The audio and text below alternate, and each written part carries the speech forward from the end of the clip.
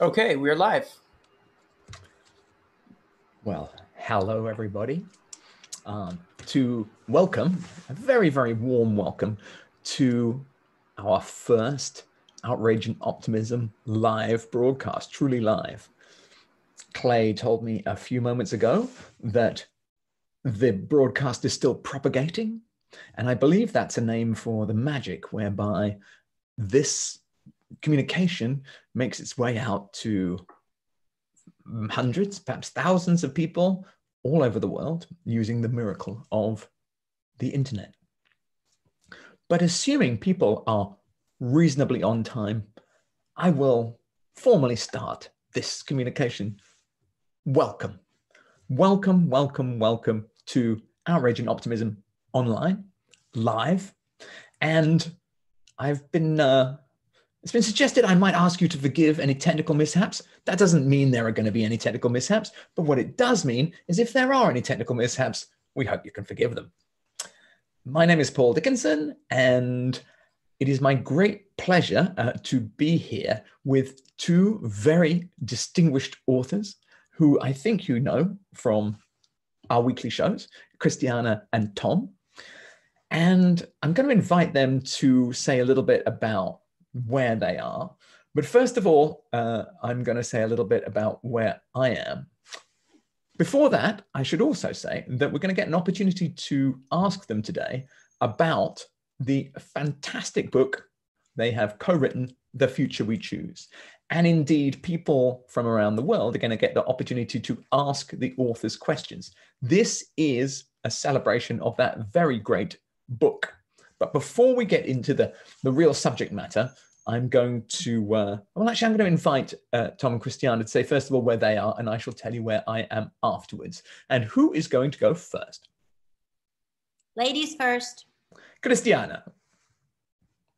So I am home, sort of, which means I am in my home country of Costa Rica, but I'm not home, because when I am home, I live in a very small little flat in the United States called an apartment in the city. And because we chose to hang out together with my daughter, Naima, her boyfriend, Juan, and our very esteemed colleague, Marina. So there are four of us, and four of us in a tiny little flat, really, really tiny within four walls. We thought if we're going to do the quarantine and isolate all four of us together inside a very small flat without being able to have any recourse to green, we will probably not survive, or we will not survive each other.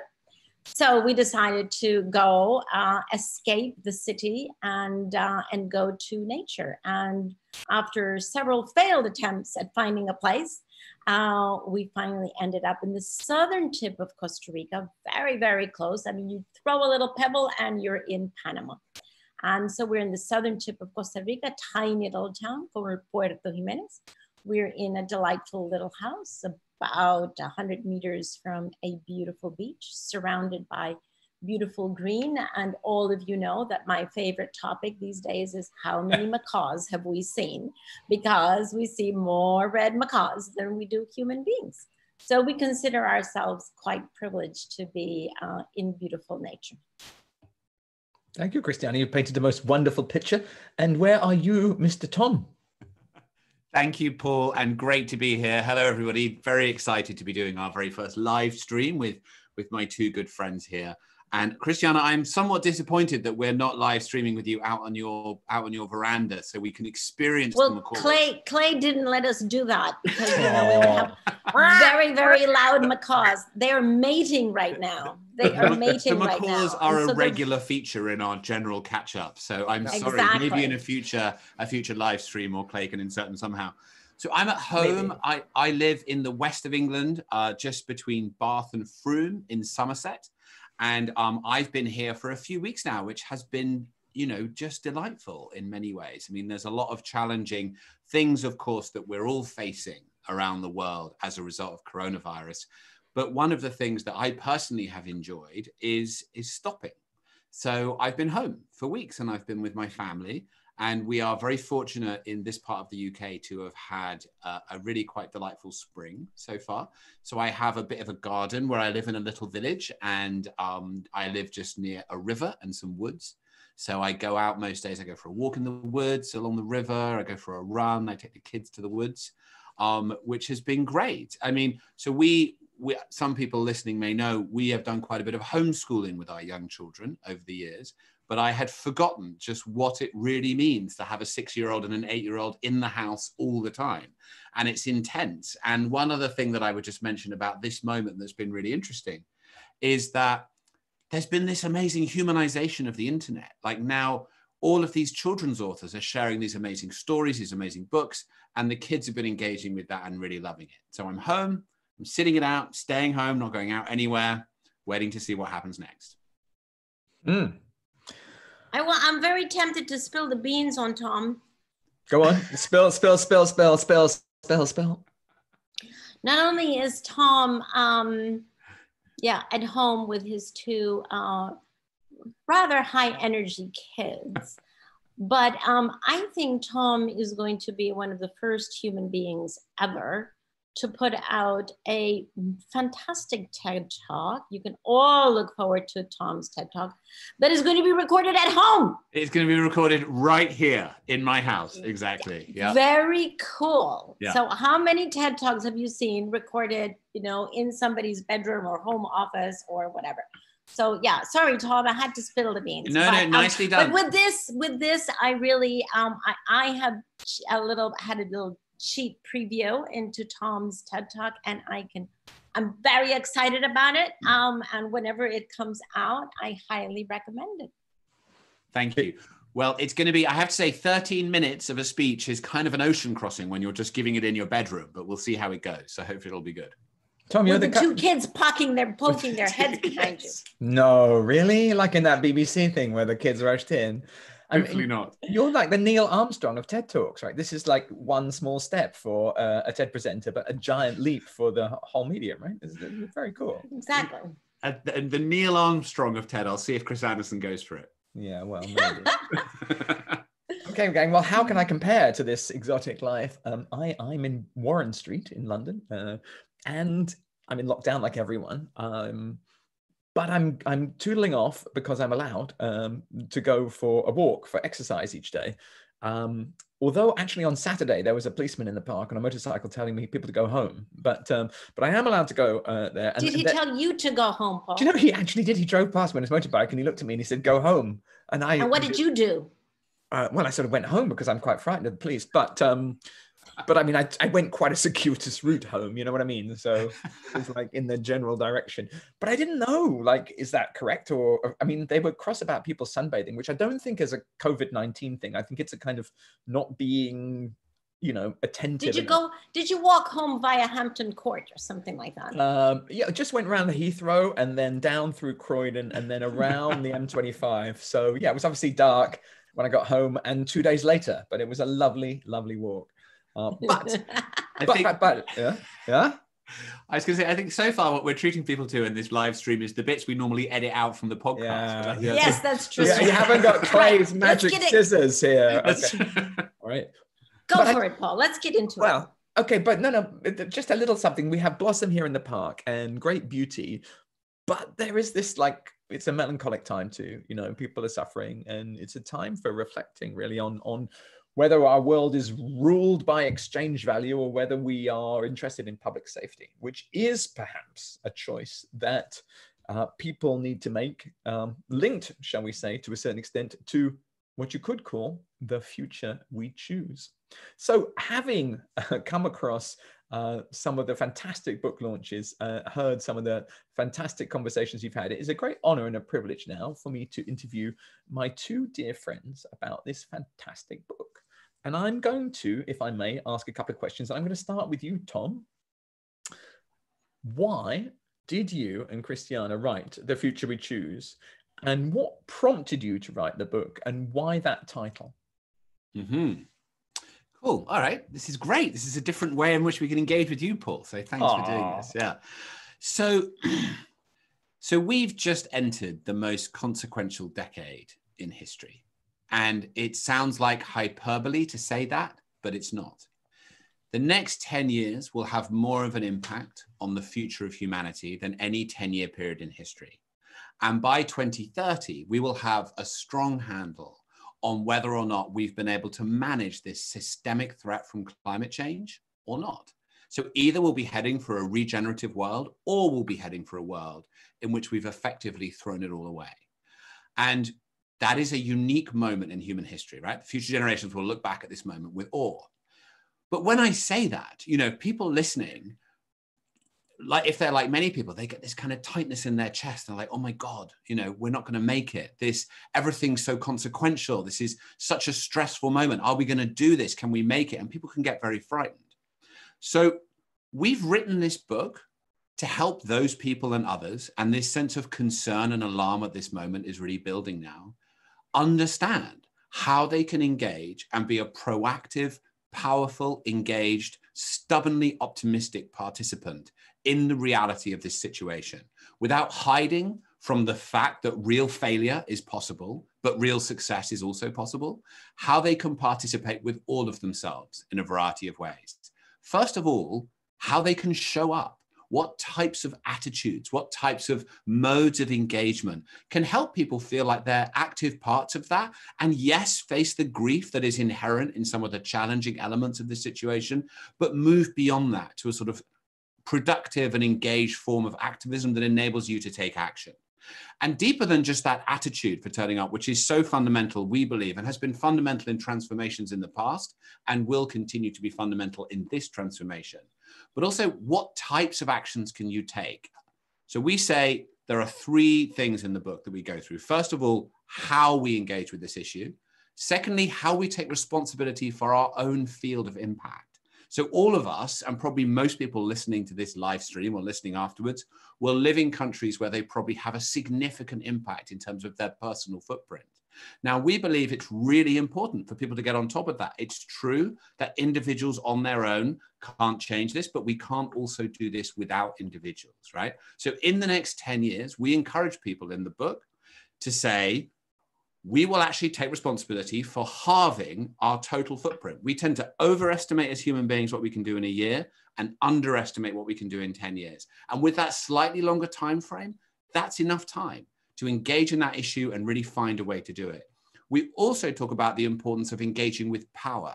As I say, we can't change this completely as individuals, and we're now seeing civil disobedience, engagements on the streets with a passion and vigor that we haven't seen for a generation, which is very encouraging.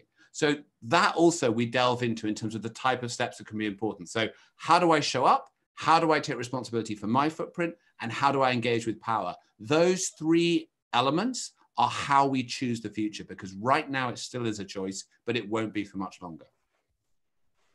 Wow. I think I understood that there's a powerful exposition of the thesis and why it is critical. Thank you, Tom.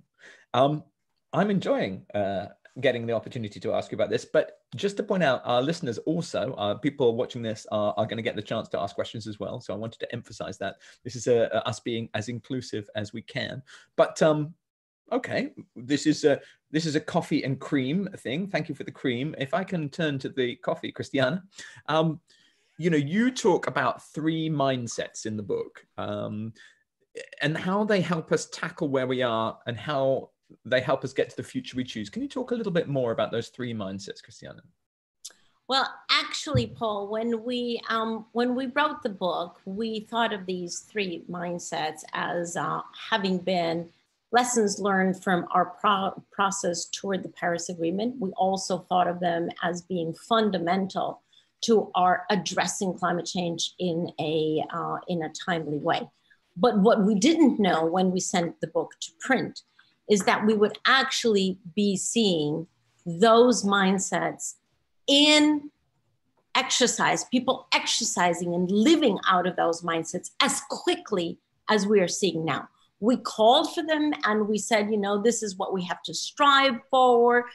We should be moving in this direction, but we didn't know at that time that we would be hit by COVID-19 and that this COVID-19 pandemic would actually have us as a humanity already accelerating those three mindsets. So let me share what I mean by that.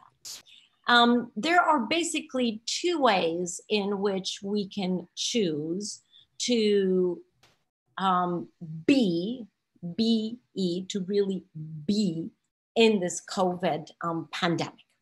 We can either choose to be completely paralyzed by fear and despair and hopelessness.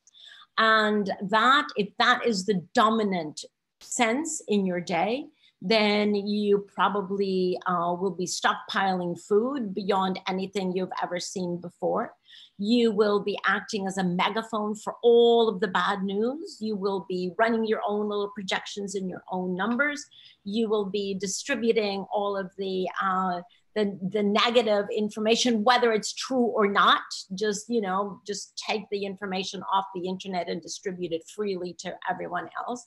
And you will set yourself into, or bury yourself into, that mindset of fear and despair. Conversely, what we are celebrating is that how many people, yes, there are some who have chosen to do that, but many more people have chosen a very different way of being, of choosing who they are and how they turn up in their daily lives in this pandemic.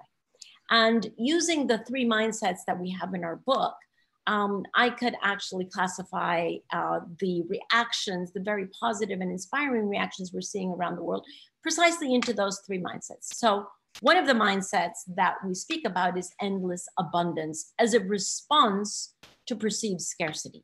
Well, all of us will agree that there is a huge scarcity right now of freedom of movement, of freedom of, in fact, even of contacting each other. And that has not been our choice. That has been imposed by authorities as a very wise measure to take.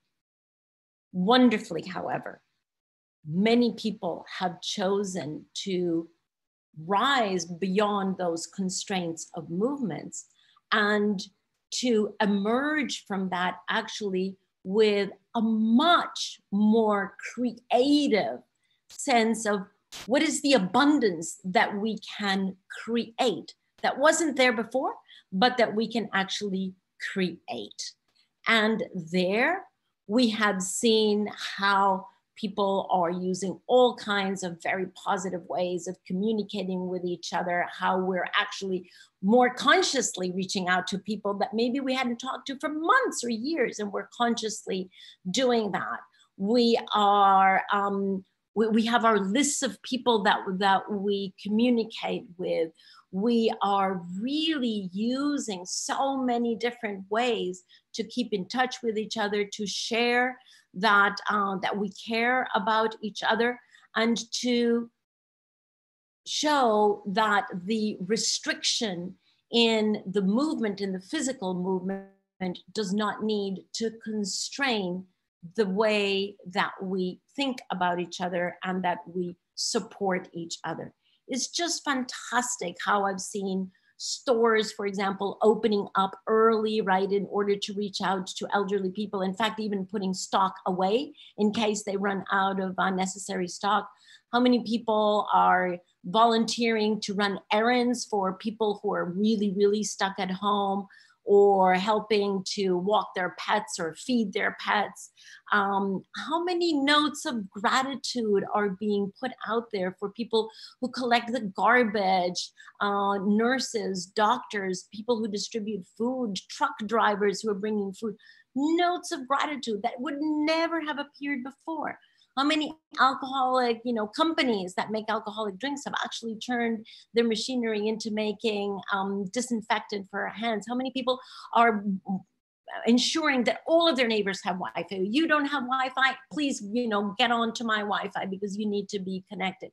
And as Tom says, how many adults and teachers are now using the internet for education? So really quite wonderful, the abundance, the endless abundance that we have co-created as we have been restricted in our movements. So a beautiful, beautiful example, or many beautiful examples of the mindset of endless abundance. Then the second mindset that we have called for is one that we call radical regeneration.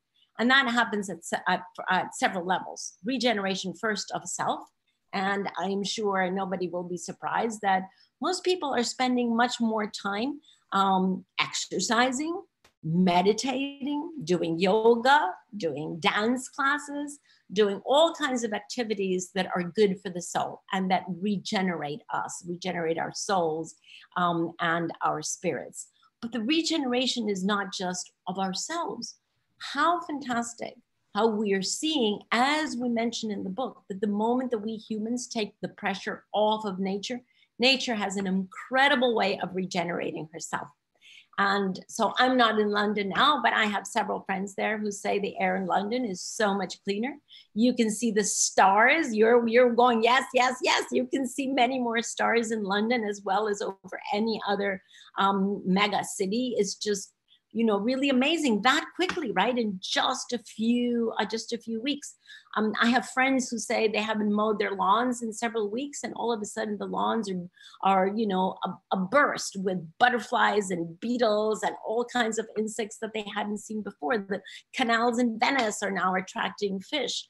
I mean, it is really amazing the way nature can very, very quickly act out of her own resilience. And then, of course, we have humans, wonderful humans, who are not just removing the pressure from nature, but actually actively regenerating. So we have so many people who are planting herbs on their balconies, or if they have a little plot of soil, they're going out there and starting vegetable gardens with their neighbors, you know, starting the whole process of localization of food production that we speak about as one of the approaches to climate change. So, you know, it's really quite jaw-dropping that many of the things that we speak about in the book as being responses to climate change are already happening, and happening so much quicker. The question, of course, is the stickiness.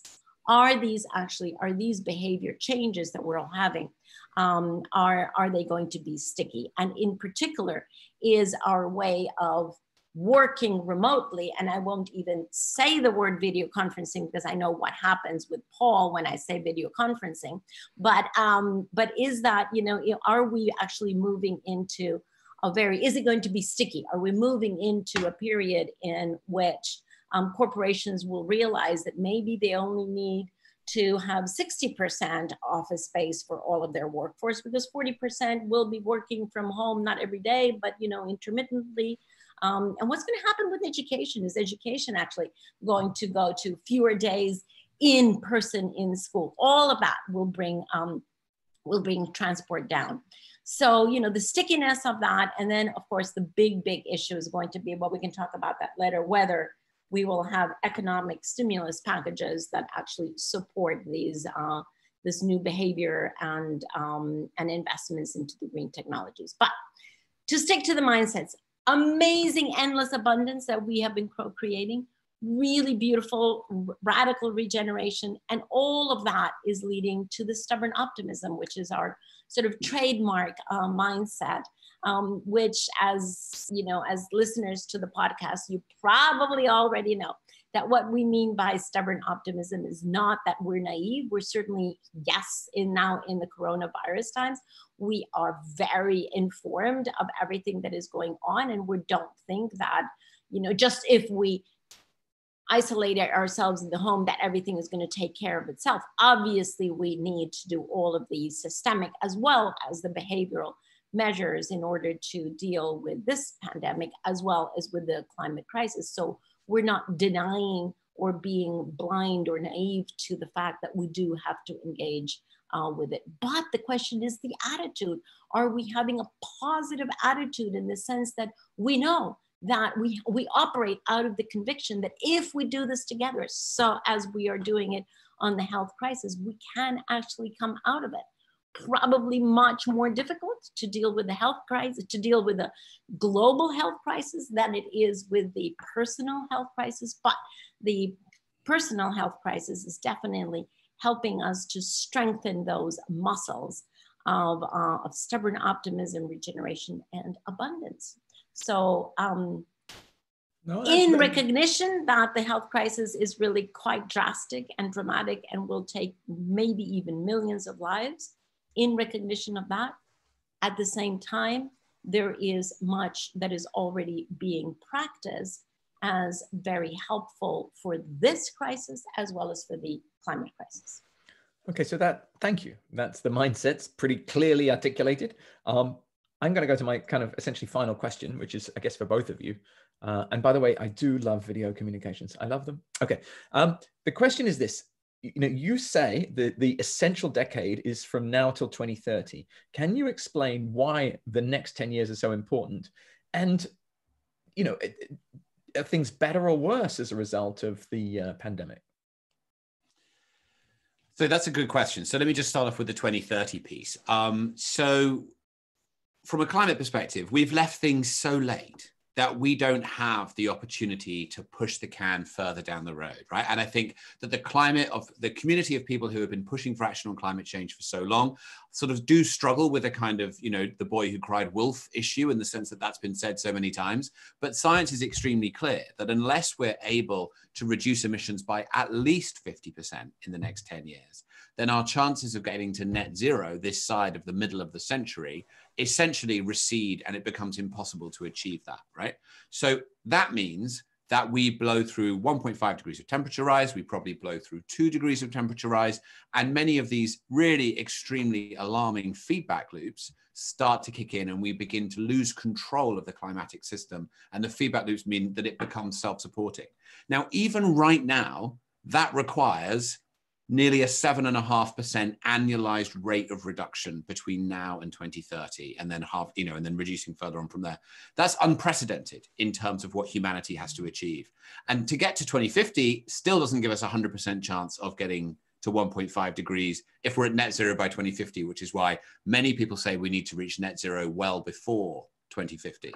So that issue, that's why we've come to this moment of absolute crisis, right? Where the do or die bit, the really emergency part is the first halving of emissions between now and 2030. If we can do that, we will have made the right investments in technology to really take us further and faster through 2030 to where we need to get to before 2050.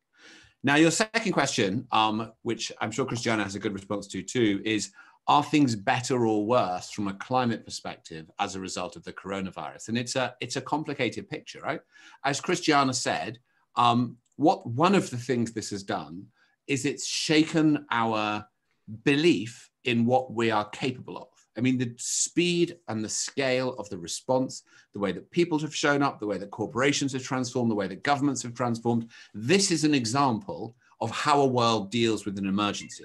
And actually, the transformation has been amazing and very rapid, right? Even though the impacts continue.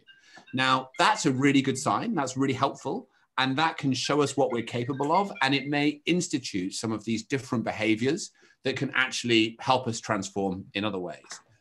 On the other hand, the short-term reductions in emissions that we're seeing as a result of the drop in economic activity due to the pandemic is not how we're going to solve climate change. If we just build back in the same way that we had before, if the economic stimulus plans, the monetary stimulus, and then the policy responses after that simply bail out major fossil fuel interests and then encourage them to kind of come back after that, we could be in a worse situation after the coronavirus because we've missed this big opportunity for transformation. So I would say, obviously, it's a human tragedy and nobody would wish this on anybody, and there's none of that happening at all. But at the same time, whether or not this is ultimately good for the transformation from a climate perspective that we need to go through depends on what happens next. Christiana? Totally agree with Tom. Oh, okay. That's a great team. Then the things suddenly they're crystal clear. I did have then one more question. If you can answer very briefly, because Clay needs to bring in some people in, but just 2 sentences each. The next 10 years are vital, but can you just try and help the reader, because it's something that you cover in the book, understand geological time and how that time, those unimaginable time frames relate to the 10 years we've got? Well, a geological period is typically millions of years, and we have gone through, I don't know how many geological periods over the past 4.5 billion years of history of this planet. They are typically, they're millions of years in extent, but also the important thing, I think, with respect to where we are today, is that they moved from one geological period to the other over thousands of years. You do not move over decades from one geological period to the other until now. This is the first time that we have actually come out of one geological period, out of the Holocene, and started the Anthropocene, which is the geological period that we're in now. Christiana, have we lost your audio? I'm afraid we may have done. Christiana, I think you're on mute, or maybe the Wi-Fi's gone down. Very sadly, I did predict that there might be a technical disaster, and it looks like, unfortunately, I'm sure she'll be back.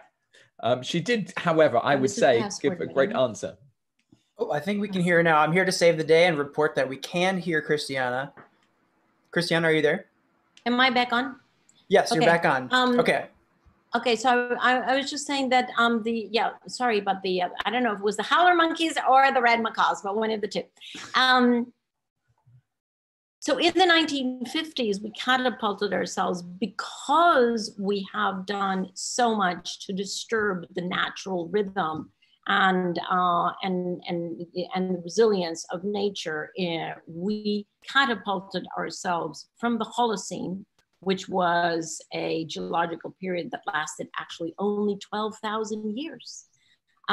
We catapulted ourselves out of the Holocene into the Anthropocene, which is the geological period that we are in. So the Holocene was typically a shorter period and should have lasted much longer, but we humans actually catapulted ourselves out of it, and we're now in the Anthropocene. How the Anthropocene is actually going to be written depends on what we do about that specifically over the next 10 years.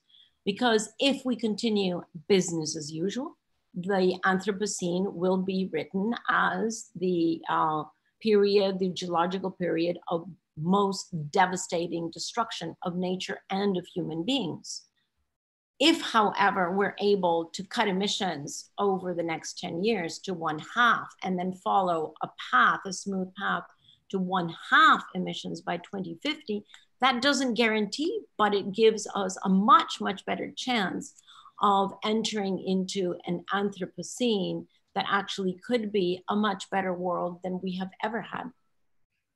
And that, I believe, is why you called the book The Future We Choose. Thank you, Indeed, Christiana, for that superb exposition. So look, it's time to have some people join us. Clay, could you help us out here? I think there are some people lined up, right? Yes, so we have, hey everybody, my name's Clay. I'm the producer of Outrage Optimism. I'm joining you from Detroit, Michigan. And this is kind of where you can't really see anything else other than this gray wall, but this is kind of where a lot of the magic happens for making the episode each week.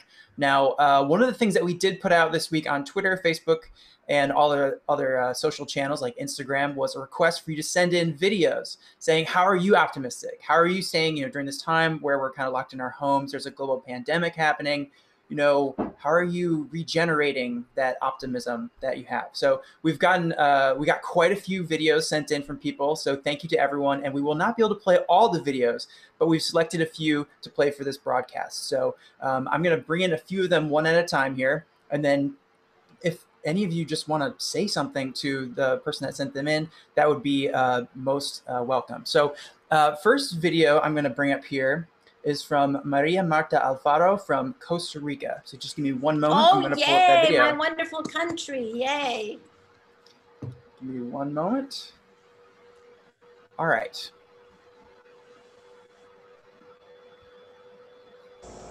Hello from Guanacaste, Costa Rica. I keep myself optimist by practicing yoga, eating a plant-based diet, doing workshops in my area of business, and working with the community and my neighbors, trying to form an association that will work with Dinadeco and be able to develop our beautiful area here in Playa Hermosa, Guanacaste, keeping the balance with nature. Before COVID-19, I was a little fearful that humanity would never stop its ways, but now that the whole world has stopped and paid attention, now I'm truly hopeful that there will be a change. Thank you. So, Christiana?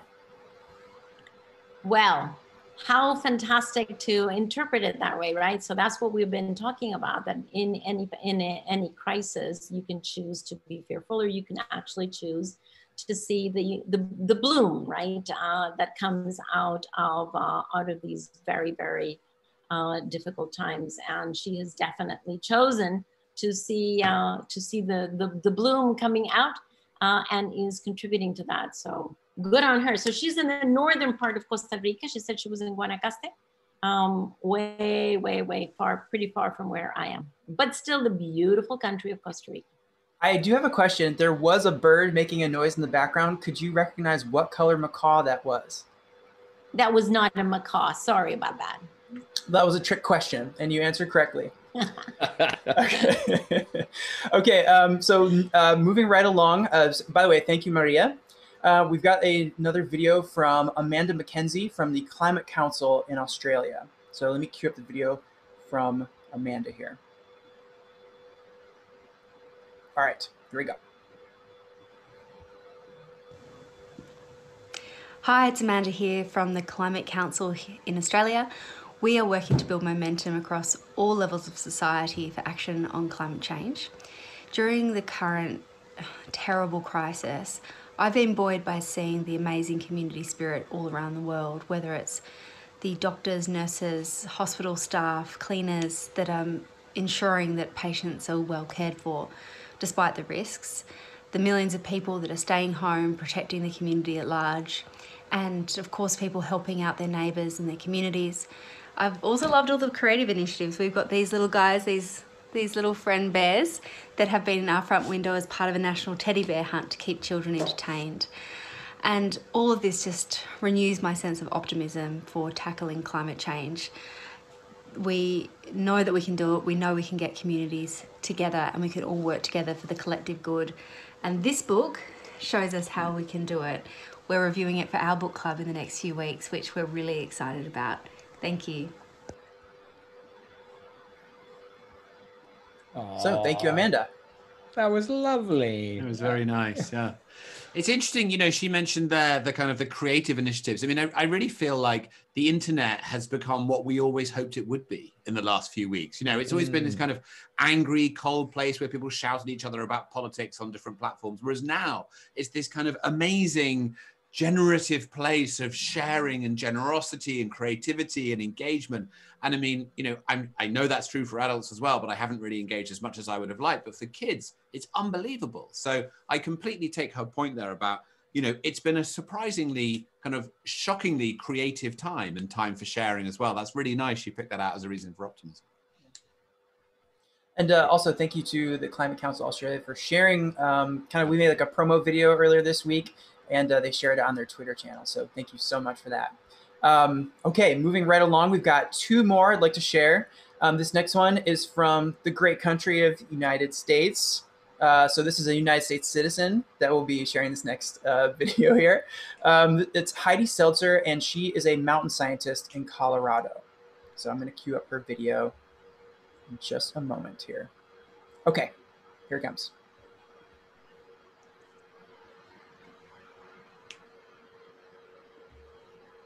Oh, hang on one moment.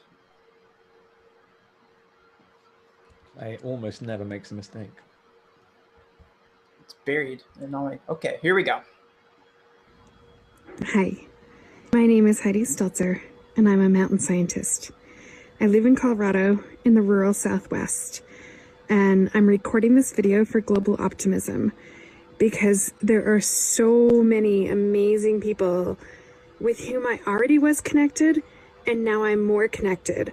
and new people that I'm connecting with as a result of the COVID-19 crisis. That there is a crisis and that crisis is linked to some way that our environment is changing isn't surprising for many of us who've studied for the environment for a long time. We knew it would be something, we weren't sure which one of the events would come first, and here it is.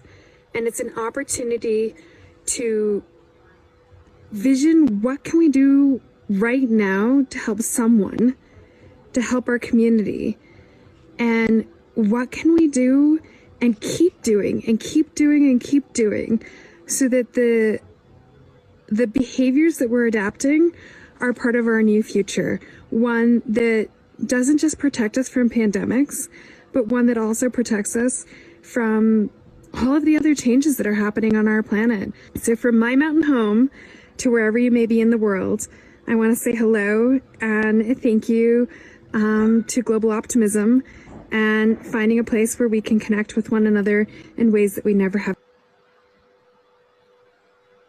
Wow. I think the audio cut out there at the end, but she said in connecting in ways that we had never have before. I think that's very true. What a stubborn optimist. That's impressive. Yeah, I'm very moved because she says I'm doing this video for Global Optimism. I don't think she means the little team of Global Optimists, right? She means the broader concept, right? Yes, she's doing this because this is what we need right now. We need global optimism to be our beacon that we all align ourselves toward. So I love that. Yeah, that was amazing.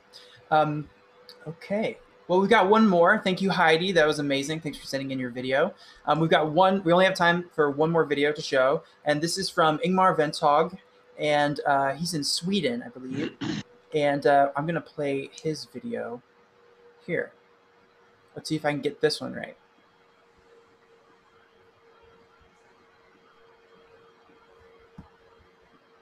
All right, here it comes. A selfie video, yay. Hello, my name is Ingmar Ventog. I'm the founder and CEO of We Don't Have Time.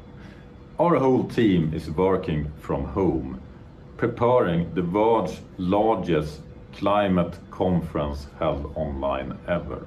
We have a whole week with over 100 speakers participating, and you can join from wherever you are in the world.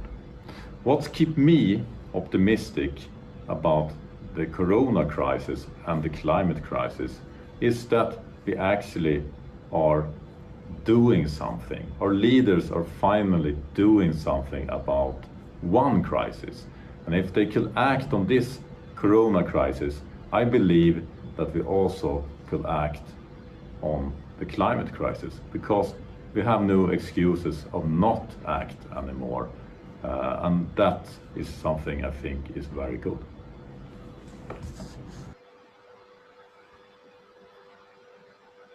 So there you go.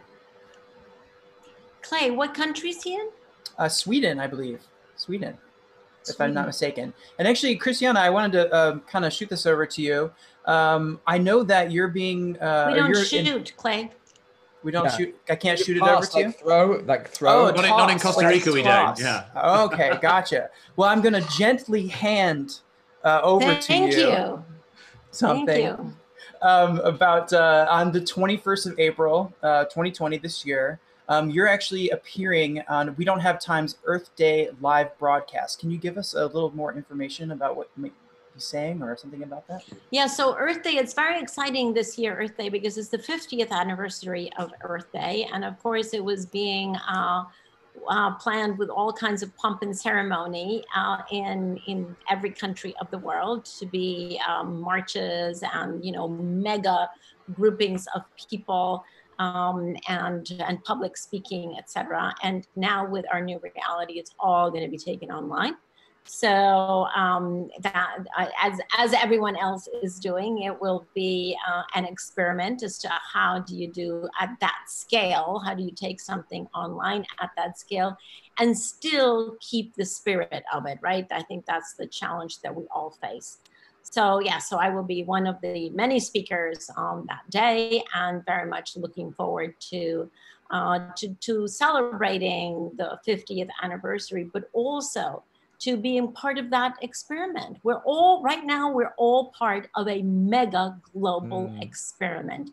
And it is in all of our interests to actually make this experiment succeed, because there's so much positive to be had from it in so many different ways that we've only touched upon in the past few minutes. But it behooves all of us to make this succeed. Yeah, no, I'm totally impressed by the positivity of the contributors just now regarding how this disaster can be turned into a great opportunity. Clay, have we got some questions online? Yes, we do. So I just want to say one more time, thank you so much to Ingmar Ventog for sending in your video. And also thanks to We Don't Have Time on Twitter for sharing this live stream as well. We have been getting lots of comments and questions, and so please, everyone, keep them coming.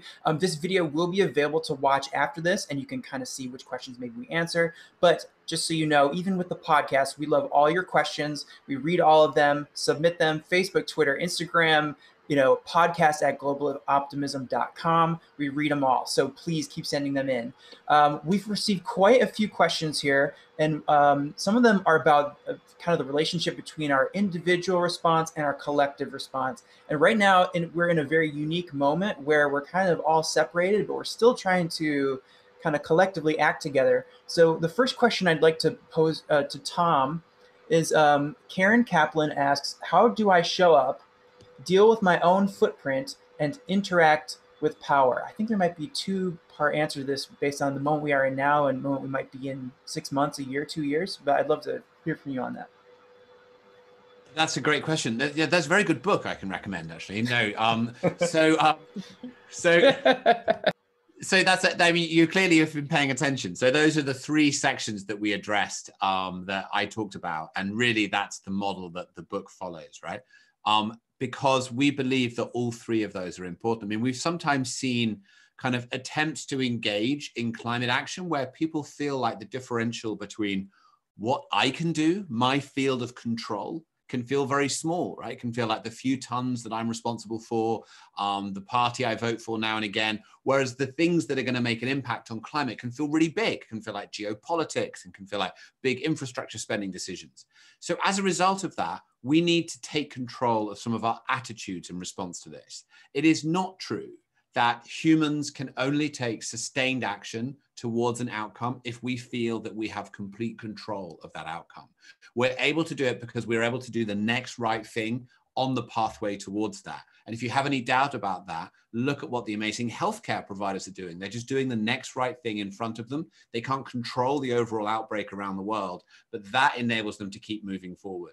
So what we cover in the book initially is how to cultivate those attitudes that Christiana talked about, how to be a stubborn optimist, where to put your attention so that, yes, you're facing the grief of this moment, but you're also allowing yourself to look beyond that, to not miss the opportunity of being alive right now and playing a powerful and engaged role in our lives. Also, the issues around radical regeneration, endless abundance, those are practices, and much of this stuff is habit of mind. Listeners to this podcast will know that I spent many of my formative years living in a Buddhist monastery, and I really learned, one of the things I took from that was how our approach to our lives changes the way our lives are.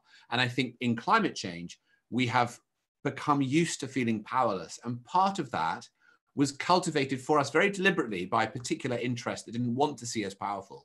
But now's the moment we have to move beyond that. So that's kind of how we show up bit. The personal responsibility, as I said at the beginning, is we really think that taking a slightly different lens on this in terms of time is important. Think about it as a 10-year project, a 10-year project that you take steps towards all the time. Once you do that, it's actually enough time to say, I'm going to cut my emissions by at least half. I'm going to more than play my part in this role, in this great transition. And then the engaging with power is so exciting right now, right? History tells us that only 3.5% of a population needs to actively engage in a consistent way for that issue to prevail in an environment where, and we look back at history, that's always been the case. We're near those numbers now in many countries around the world. So, you know, get out, participate in protest, participate in civil disobedience where you can. These are once you can. Once you can, good point. Yeah, or you know, or the digital strike, however it works. Good point. These are the days we're going to look back on, right? And we're going to want to have played our part when we look back at this time and the great transition that we're making. Here. Awesome. Thank you for your answer. That was great. I want to give a couple shout outs to people here. There are several comments I'd like to bring to your attention. Odette Dunkley says on Facebook that her environmental anxiety has diminished and she sees change is still possible. So that's amazing. Yay. Yeah. Let's see. We got one more here I'd like to bring up. Dave Parrish bought 7 copies of The Future We Choose to distribute to his friends and wants Tom and Christiana to make a film. Do you think you guys could make a film? No problem. You have so much time on your hands now. Yeah. Hey, we're here. We're home. Yeah. First ever TED Talk at home. I mean, it's a road towards the first ever feature film made at home. Yeah. I'd love to pose this question to Christiana.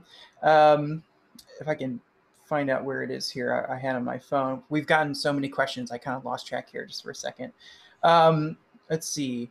So this is from Steve Podmore. He asks, how do you see the needs for increasing scale of positive financial innovation to fund solutions to the climate crisis and the SDGs? Yeah, well, thank you, Steve. That is the most important question right now.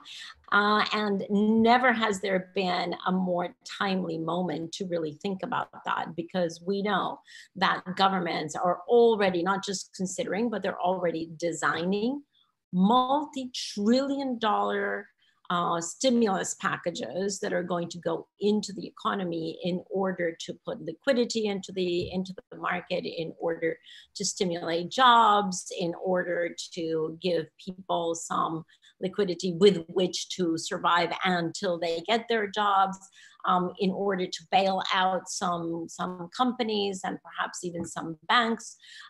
So there's going to be just an enormous amount of money that is all of a sudden being injected into the economy.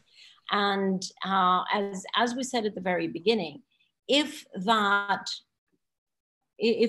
stimulus, if those recovery packages are designed such that they're going to cement business as usual that we had before the pandemic, high carbon assets, high carbon industries, then practically, because of the scale of that stimulus, we practically could say goodbye to the very, very critical descent of emissions that we have to achieve over the next 10 years.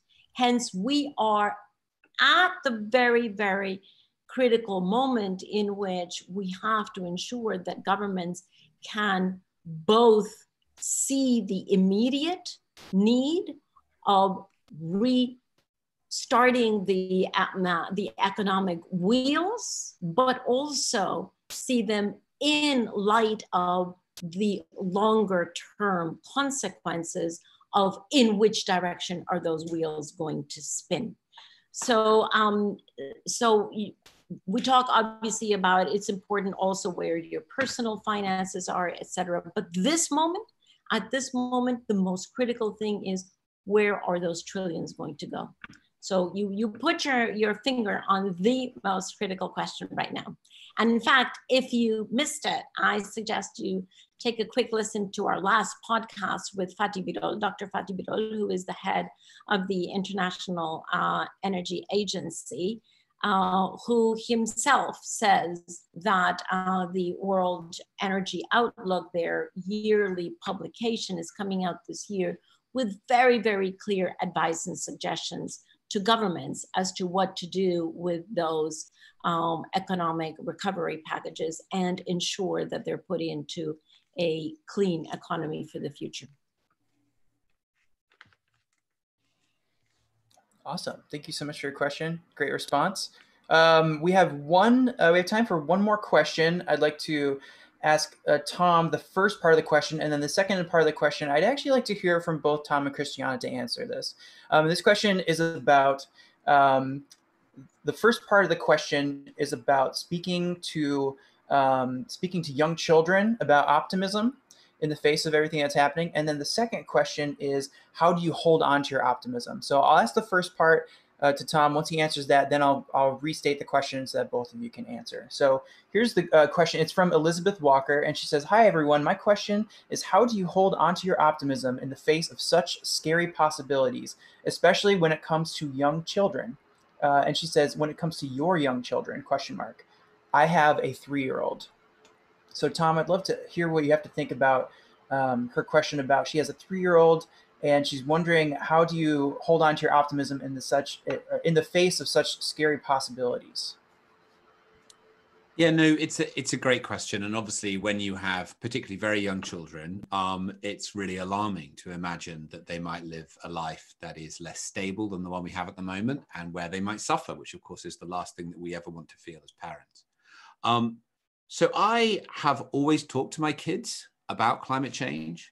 The main reason I did that is because, can I just ask if you can still see me? Yeah. Yeah, sorry, you all froze for a moment. Yeah. Okay, I always talk to my kids about climate change from a young age, because I didn't want to be something that was kind of hidden from them and that they sort of found out about it later. And I thought that might cause more anxiety. So I always talked to them about it, and maybe didn't explain some of the darker scenarios, but I explained some of the concepts that were going on. So they've always lived with that, and they've always understood it. And I think it's been good that it wasn't sort of hidden and then revealed. It's just been part of their lives. And I think that there are two elements that I'd say have been really helpful. One is when you start taking real action and your kids see you taking action in your professional life and in your personal life, you begin to feel more agency and you feel less alarmed, because it begins to feel like it's more something that you have some degree of participation in. And the kids can really get into that. And my God, they hold you to account after a while. I mean, you can't slip up at all. If a single product with palm oil comes into the house, that's it. And the second thing is to make the point to them that they can live the most meaningful of lives at this point. I mean, it's on us who are making the decisions now to make the steps that we need to make in the next 10 years. But my God, our kids they're just gonna have to figure that out and face the challenges, but they can live a life in which they have so much impact and so much meaning. And a meaningful life isn't necessarily always easy. Living through these times of transition can be hard. That doesn't mean that is not a good life. So, so those are the things I'd say. And then in terms of your other question, we understand optimism not as sort of a stance that we feel things are going well, or that we always feel that everything's looking positive, but as an input and an attitude that in itself creates change. So it's not the case that I always feel everything's going great, or I always feel like everything's going to be fine, or it's really improving. Some things are really challenging, and sometimes I feel a lot of grief around the moment we're living in. But I also sort of deeper than that kind of feel that I want to play my part. And the way that I can play my part is by digging into a kind of deep, gritty determination that actually I can't afford the luxury of feeling powerless in this moment. So it's not like a breathless optimism where I have to feel good all the time. It's more of a like calm resolve. I really felt that when I wrote the chapter in the book with Christiana about how dark the future might be. I kind of came out of that with this sort of calm resolve, knowing that I would spend the rest of my life working to avoid my children facing that. And it actually felt more sort of peaceful to know what that was, but then to know how to face it, and that I would hold on to that optimism. So I hope that partly answers your question, Christiana. And Clay, from my part, so my children are now in their 30s, so total adults on their own. But it is the adults who have a hard time to hold two seemingly conflicting realities at the same time and at the same level of attention. We have a hard time with that. Children don't.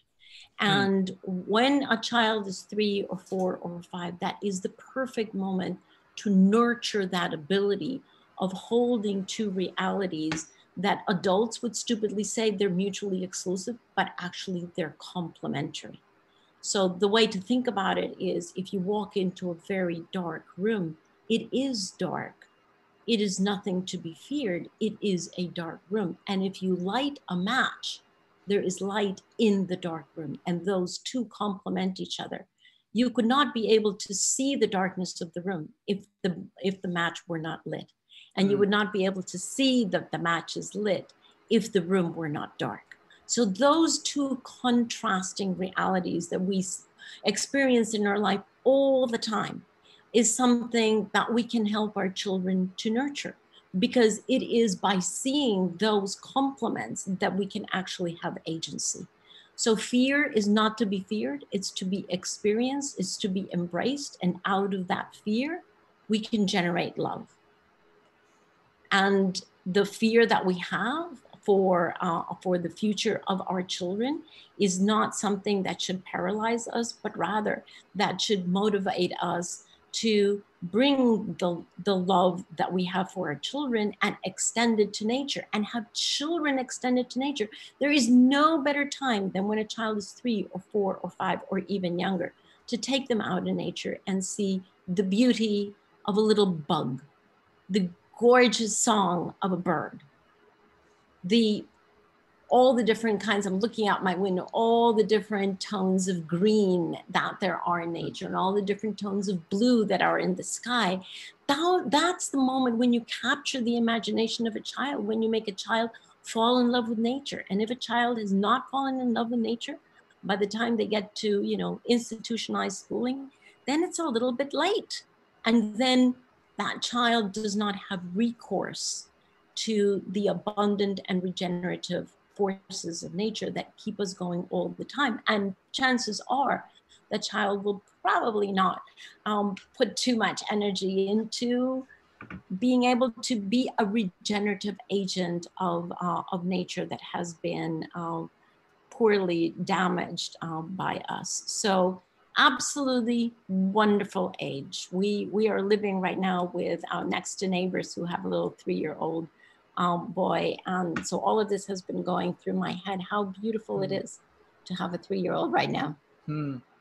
Wow, that's an amazing answer. Thank you. I've been wondering about that myself too. That's why I wanted to bring up the question. Curious. I have a 3-month-old son, and I'm already starting to think of these things through in my mind. What are we going to say? What are we going to do? I love the idea of Tom had shared of being a person who says if you start taking action yourself, it brings so much more involvement. And Christiana, I love your answer about how nurturing that love of nature, and that is so good. So I'm looking forward to actually getting outside today. It's actually a really nice day here in Detroit, so I think I'm going to get outside. So thank you to both of you for those answers. Paul, thank you so much for hosting this. That concludes all the questions. I just want to thank all of our listeners and all of our viewers today. We have viewers, not just listeners, for submitting your questions. And if you're watching this later on, not live, please keep submitting your questions. We see them, we respond to them. So submit your questions, comment, interact with other people in the comments. This event was created because the book tour hit a pause, but it's actually not over. So we will resume more book activities when it is appropriate, but this might be a format that we return to. So let us know if you liked it. Feel free to comment, share, and tell us what you think. So with that, I'll kick it back over to Paul, and we'll give it a little goodbye here. Thank you. I'm going to drop off. Thank you, Clay. Thanks, you Clay. so much. Thank you for reminding us and for that brilliant question, reminding us that it is all about the children, the next generation, and their children and future generations. The infinite promise of the future is ours to keep. Thank you particularly to our audience, to our listeners, to the participants in this project that we do together. Great to be with you today. Thank you to Marina, and especially to Clay, who is the most brilliant producer. You can't imagine the work he does. And to Sharon. And to Sharon, indeed. And thank you for putting this together. That was the perfect concept. And I have to try and see if I can get my two friends to blush. Christiana and Tom are two of the most incredible people in the world. The Paris Agreement under Christiana's leadership with Tom helping to steer the strategy is the most extraordinary political accomplishment, in my opinion, of all time. And these two people have written a book about how to do it. They've written a manual about how to get local and global results. So, you know, Lenin said, what is to be done? This book is what is to be done. I cannot recommend it too highly. And I very much hope you will all get yourself and your friends copies of The Future We Choose.